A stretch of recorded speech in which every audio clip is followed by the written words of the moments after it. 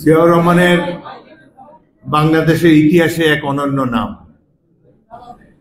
মুক্তিযোদ্ধার যদি একজন রোল মডেল বেছে নিতে হয়, মুক্তিযোদ্ধারা কেমন ছিলেন যাদেরকে বর্তমান প্রজন্ম দেখেনি, একজন ব্যক্তির নাম করলে আমাদেরকে জিয়াউর রহমানের নামই নিতে হয়। কারণ মুক্তিযুদ্ধ সীমান্ত অতিক্রম করলে মুক্তিযোদ্ধা হওয়া যায় না। মুক্তিযুদ্ধের ত্যাগ, তিতিক্ষা, চরিত্রিক গুণাবলী থাকতে হবে, তাহলে তিনি প্রকৃত মুক্তিযোদ্ধা। 4 বছর এই রাষ্ট্র শাসন করার পর, অত্যন্ত ক্ষমতাধর রাষ্ট্রপতি থাকার পর যখন তিনি মৃত্যুবরণ করলেন, দেখা গেল ব্যাংকে তার কোনো টাকা পয়সা নাই, এই বিশাল বাংলাদেশে তার কোনো জমি নাই, কোনো ধন সম্পত্তি তিনি রেখে যাননি। তিনি তো মুক্তিযোদ্ধা।